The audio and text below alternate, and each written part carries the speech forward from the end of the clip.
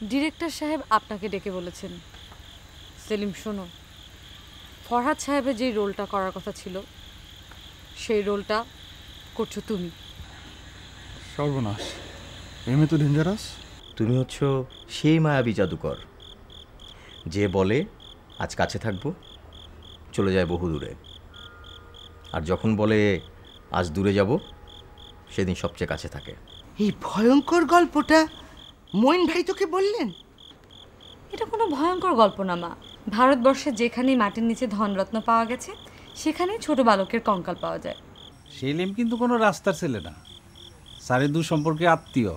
স্যারের সাথে এখানে আসছে, BA pass. BA pass? BA pass হয়ে কি অ্যাক্টিং হয়? আজ শুটিং হবে না? প্যাকআপ হয়ে গেছে? না, তবে হবে। আমার সিক্সথ সেন্স বলছে, আমার সিক্সথ সেন্স খুব শার্প, আমি বুঝতে পারি।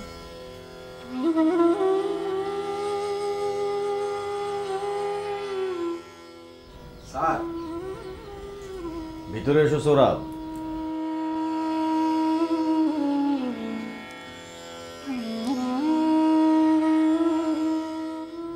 সোহরাব দেখো তো আজকে আমাকে কোন চশমাতে মানাবে?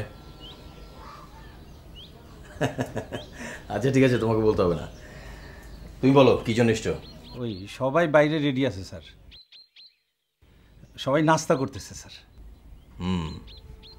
স্যার হিরু তো এখনো কোনো যোগাযোগ করলো না। লাগবে না। জি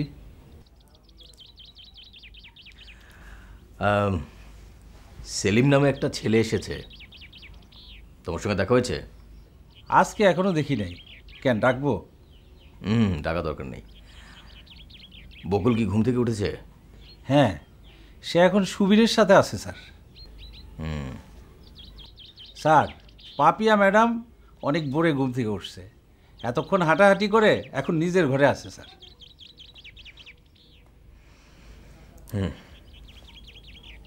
সে সম্ভবত এখন ঘুমাবে স্যার। ঘুমাক, অসুবিধা নেই। আপনার নাস্তা কি এখানে দিয়ে যাব? না, আমি আসছি, তুমি যাও।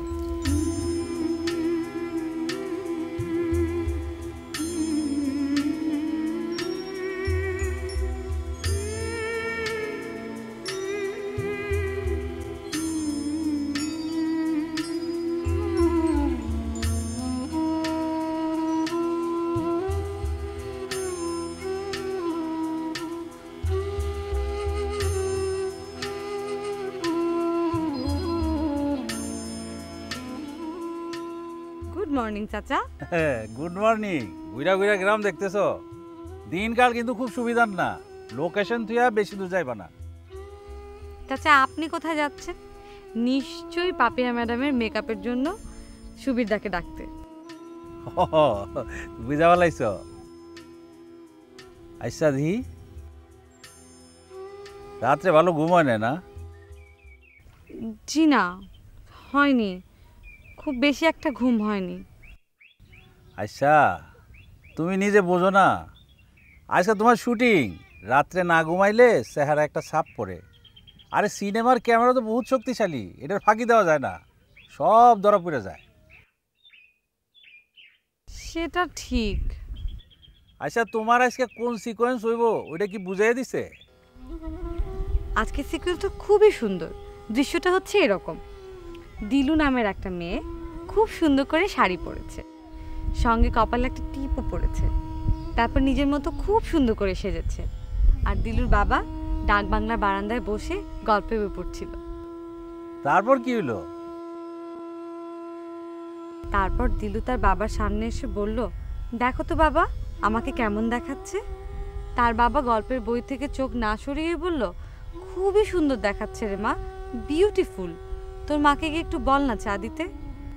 বাবা একবারও তার রূপবতী কন্যার দিকে তাকিয়ে দেখলেন না। এতে দিলুর খুবই মন খারাপ হলো। সে তার মাকে চা দেওয়ার কথা না বলে ডাক বাংলা থেকে বেরিয়ে এলো। তারপরে দেখা হলো জামিলের সঙ্গে। জামিল বলল, এই পরীর মতো মেয়েটি কোথায় যাচ্ছে রে? দিলু লজ্জা পেয়ে বলল, জামিল ভাই সত্যি আমাকে সুন্দর দেখাচ্ছে? তারপর জামিল মিয়া কি বলল? তখন জামিল ভাই বললেন, সুন্দর লাগছে মানে? তোকে কুইন অফ এলিজাবেথের মতো লাগছে, তবে টিপটা ঠিক হয়নি, একটু এক পেশে হয়ে গেছে। যা কলম নিয়ে আয়, তো টিপটা একটু এঁকে দিই। চমৎকার। তারপর? এই কথায় আমি আরো লজ্জা পেয়ে যাব, আমি মানে দিলু আর কি। তারপর দিলু চোখ মুখ লাল করে বলবে, থাক আপনাকে আর টিপ আঁকতে হবে না, বললে লজ্জায় এক ধরে পালিয়ে যাব, থামবো গিয়ে পুকুরের কাছে। পুকুরের কাছে? পুকুরের জলে নিজের ছায়া দেখব, সেই ছায়া দেখে আমার লজ্জা আরো বেড়ে যাবে। একটা ঢিল ছুঁড়ে পুকুরের সেই ছায়াটাও ভেঙে দিব, তারপর আরো লজ্জা পেয়ে নিজের শাড়ি দিয়ে নিজের মুখ ঢেকে ফেলবো। খুবই দুর্দান্ত একটা দৃশ্য, ঠিক মতো করা চাই। এখানেই সবচেয়ে বড় চ্যালেঞ্জ চাচা। এই দৃশ্যেই প্রকাশ পায় দিলু নামের মেয়েটি জামিল নামের মানুষটিকে পাগলের মতো ভালোবাসে, তাই না? তুমি দেখি পুরা গল্প টোটো করে মুখস্থ করে রাখছো। প্রথম প্রথম সব আর্টিস্টরা এইটা করে, যখন স্টার হয়ে যায় স্ক্রিপ্ট কেউ শুয়েও দেয় না। আমার মনে হয় কি জানেন চাচা, আজকে পুরো সিকোয়েন্সটা হবে না। কোন অংশটা হবে তা তো এখনো বলেনি, তবে আমার ধারণা পুকুরের ধারের অংশটাই হবে, তাই না? সেটা আমিও কইতে পারি না, স্যারই ঠিক বলতে পারবে। শাড়ি পরবো কোনটা সেটাও এখন ঠিক হয়নি। শোনো শোনো, শাড়ি নিয়ে তোমার কোনো টেনশন নাই, সব ব্যবস্থা ডিরেক্টর সাহেব করে রাখছেন। ড্রেসম্যান ধরো সবসময় তোমার পাশে পাশে স্ট্যান্ড বাই থাকবে। আমরা কি করি জানো, একসঙ্গে 2 সেট করে কাপড় চোপড় কিনি, আর 1 সেট আলাদা করে তুলে রেখে দিই। ছবি রিলিজের আগ পর্যন্ত ওই সেটে হাত দেওয়া যাবে না। 2 সেট কেন? যদি হঠাৎ কোনো প্যাচওয়ার্কের দরকার হয়ে যায় তখন ওই কাপড় লাগবো। তাই নাকি? আরে এইটা হলো ফিল্ম লাইন, কোনো হিজিবিজির কারবার নাই। আর এইসব বিষয়ে মহিসানের কাজ কাম একেবারে নিখুঁত।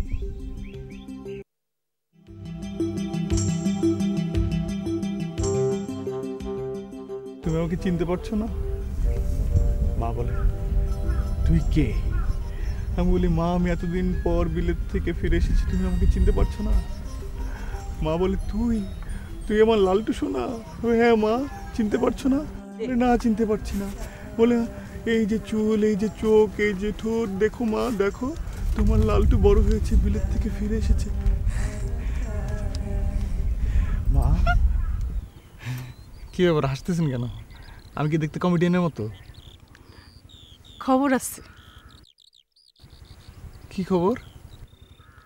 আসতেছে। কি আসতেছে?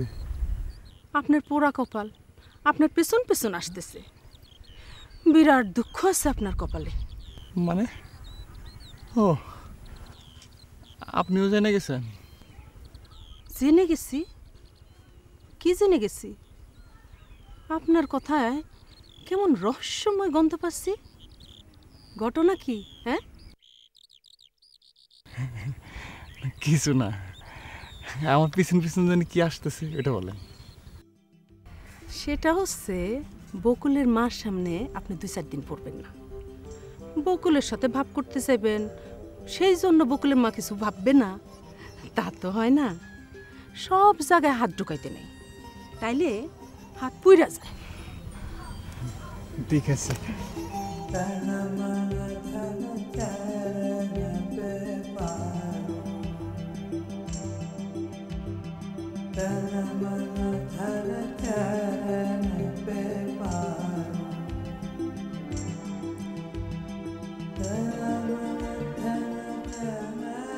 আচ্ছা চাচা, পুকুরের পাড়ে আমি কিভাবে বসবো?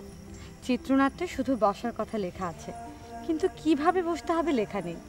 আমার মনে হয় আমাকে বসতে হবে না।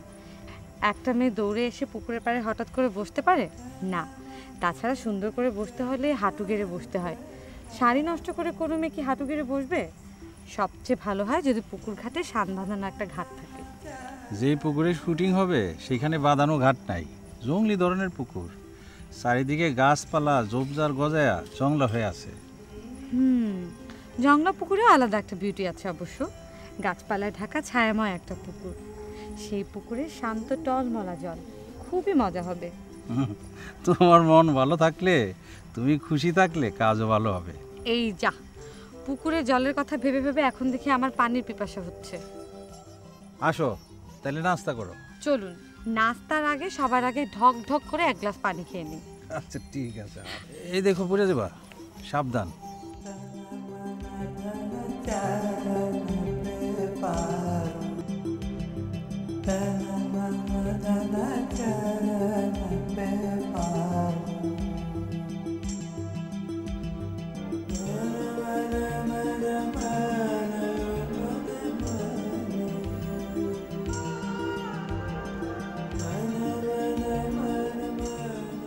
সেলিম মিয়া,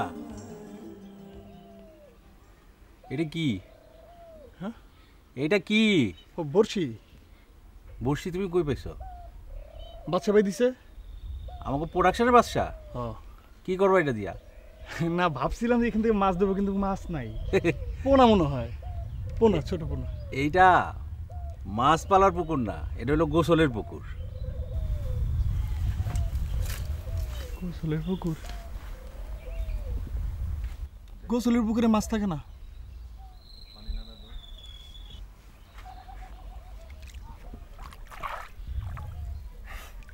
মস্করা করে, ছোট ছোট পোনা মনে হয় ছাড়ছে, পোনা।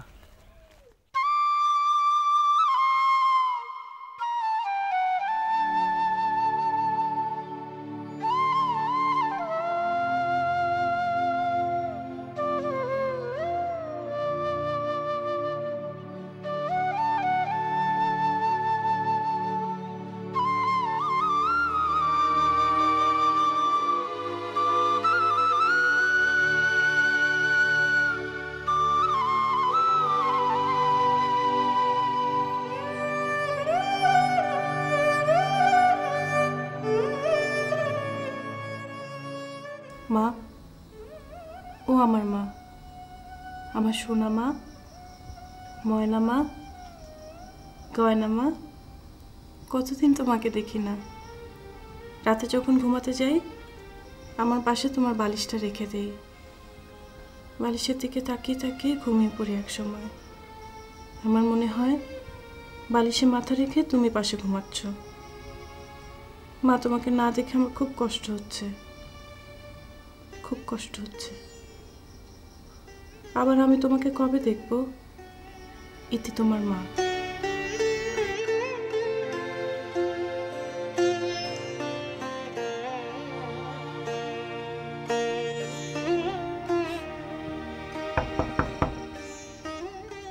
কে? আমি মইন। হ্যাঁ, দরজা খোলা আছে।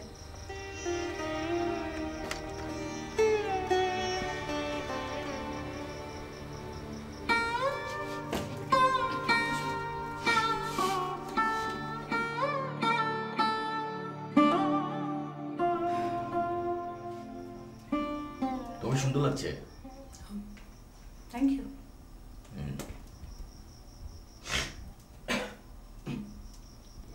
তুমি কি কাঁদছিলে? না।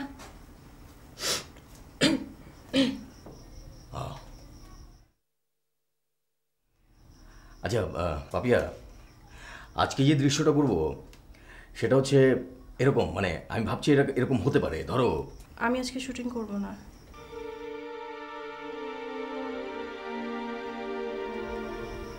শুটিং করবে না? না।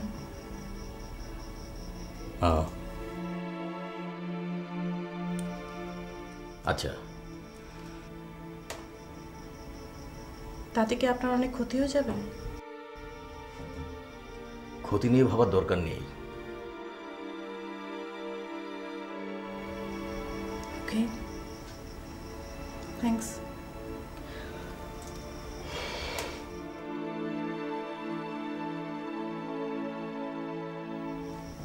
তাহলে আপনি আসুন। হ্যাঁ, ওয়েলকাম।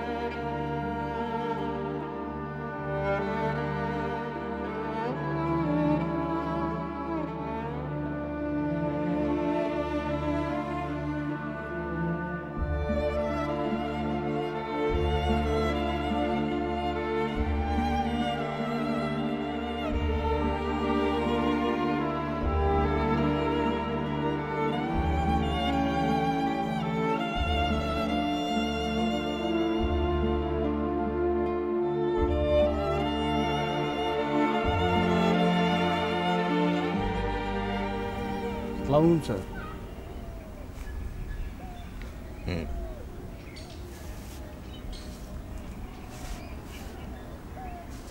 তুমি সারা রাত ঘুমাওনি সেলিম? না মানে কেন? না মানে বুঝতে পেরেছি। যাও নাস্তা করে ঘুমিয়ে পড়ো। শুটিং আগে ঘুমাও, পরে শুটিংয়ে চিন্তা করো। তাহলে কি স্যার হবে না।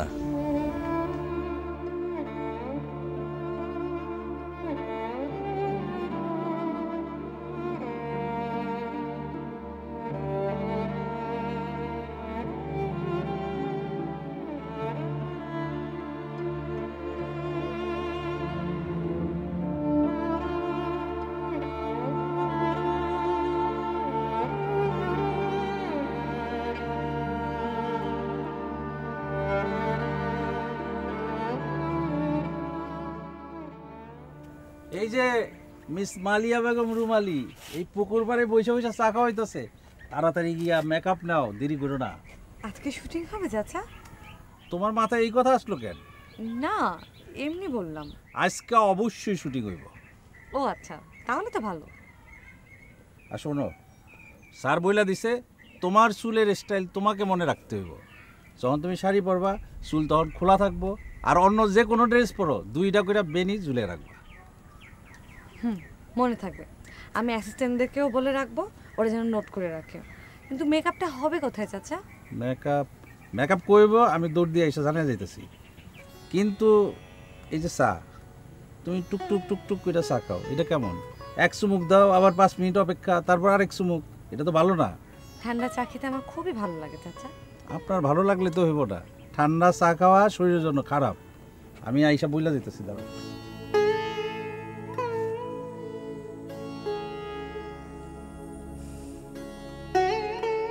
ঠান্ডা চা খাওয়া শরীরের জন্য বেশি খারাপ, এটা কোন কিতাবে লেখা আছে?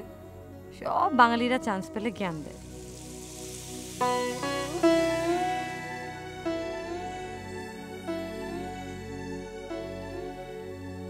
আমি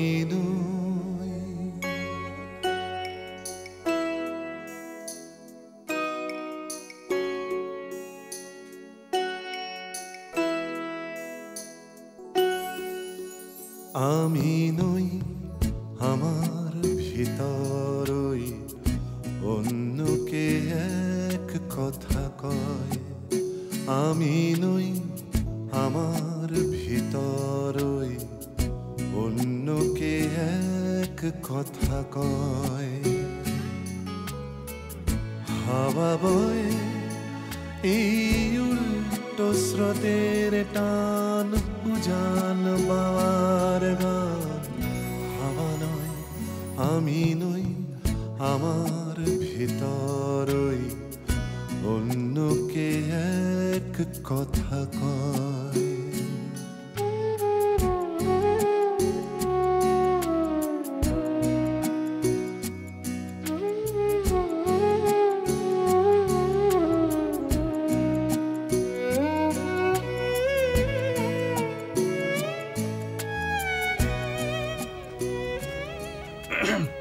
স্যার, কি খবর বলো? স্যার সব ঠিকঠাক স্যার, সবাই রেডি স্যার।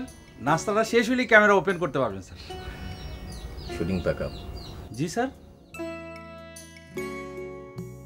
প্যাকআপ বলে একটা শব্দ আছে, জীবনে মনে হয় প্রথম শুনলে? হা করে দাঁড়িয়ে থাকার কিছু নেই, যাও সবাইকে গিয়ে বলো আজকে শুটিং হবে না, আজ সবাই রেস্ট নেবে, কাল থেকে শুটিং। করেছি প্রয়াস তবু কেন মনে হয় এই সুরের শূন্য বুক, কথার ক্লান্ত মুখ, গান নয়, আমি নই, আমি নই, আমার ভিতরই অন্যকে এক কথা কয়।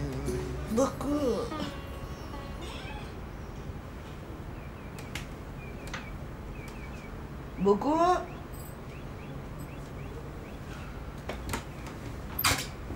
বকু, এই যে আপনি বকুলকে দেখেছেন? আপনার তো দেখি দিনের অর্ধেকটা সময় বকুলের খুঁজতে চলে যায়।